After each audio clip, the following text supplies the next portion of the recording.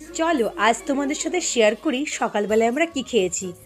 সকালবেলায় গরম গরম চিকেন, সাথে ছিল বোঁদে, আর তার সাথে মটরশুঁটির কচুরি খেয়েছি। আমার হাজব্যান্ড বলেছে খুব সুন্দর হয়েছে। তারপর দুপুর টাইমে কিছু সেরকম করিনি।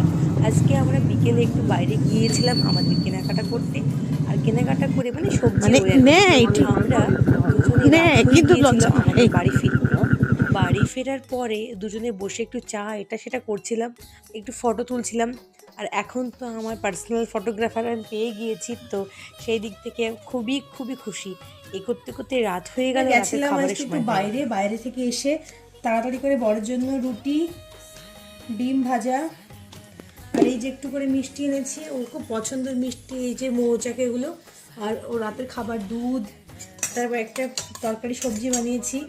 এখানে একটা মিষ্টি আছে, এখানে মাছের ঝোল আছে। তো এই